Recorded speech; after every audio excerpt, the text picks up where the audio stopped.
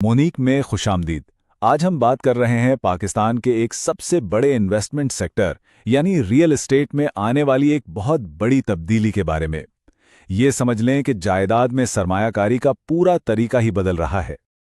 अच्छा, पहले क्या होता था? अगर किसी को प्रॉपर्टी लेनी है तो मतलब करोड़ों रुपए की बात, फिर जाली फाइलों का डर, और अगर बेचने निकले तो महीनों लग जाते थे। लेकिन अब देखें, एक बिल्कुल नया मॉडल आ गया है जो सारा खेल ही बदल रहा है। रीट्स के जरिए कोई भी सिर्फ 20,000 रुपए से शुरुआत कर सकता है। फ्रॉड का खतरा तकरीबन सिफर। और सबसे जबरदस्त बात, लिक्विडिटी, यानी आप अपनी इन्वेस्टमेंट को स्टॉक्स की तरह मिनटों में खरीद और बेच सकते हैं। तो सवाल यह है कि आखिर ये नया तरीका, ये रीट्स काम कैसे करते हैं? कैसे रियल एस्टेट को इतना आसान और हर एक की पहुंच में लाया जा रहा है? चलें इसको जरा तफसील से समझते हैं।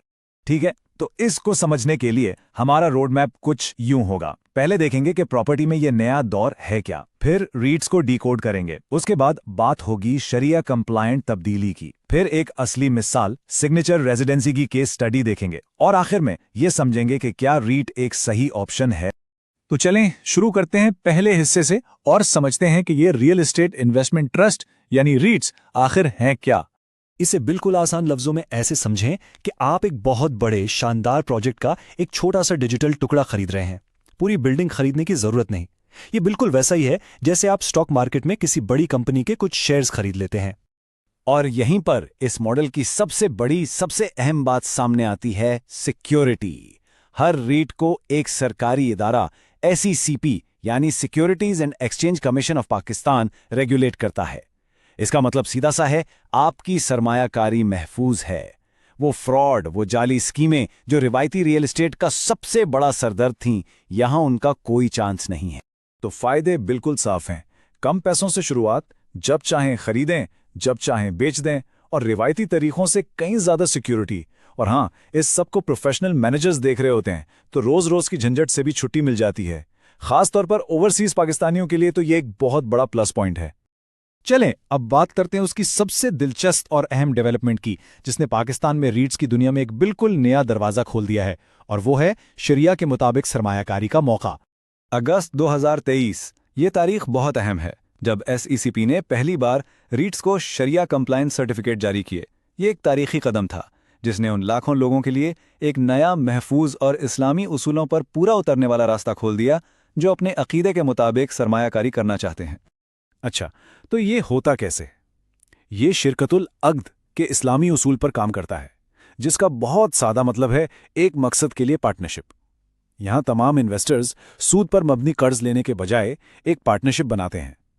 सब मिलकर पैसा लगाते हैं, प्रॉपर्टी बनाते हैं और फिर उसे बेचकर मुनाफा कमाते हैं।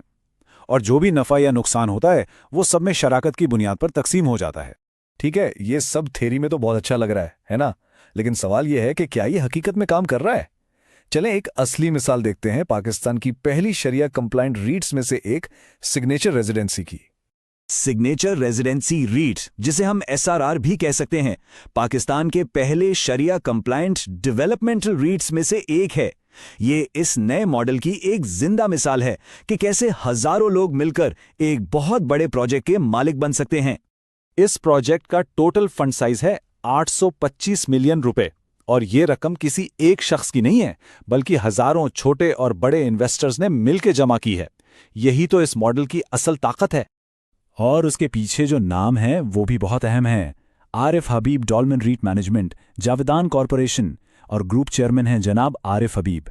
जब पाकिस्तान के फाइनेंस और रियल एस्टेट के इतने बड़े नाम किसी प्रोजेक्ट के पीछे हों तो उससे एतमाद और भी बढ़ जाता है। यहां एक बहुत अहम फर्क समझना जरूरी है। SRR एक ग्रोथ राइट है। इसका मकसद क्या है? प्रोजेक्ट को बनाना, बेचना और मुनाफा कमाना, वो भी एक तयशुदा मुद्दत के अंदर। ये रेंटल राइट्स से अलग है, जिसकी मिसाल डॉलमेन सिटी है।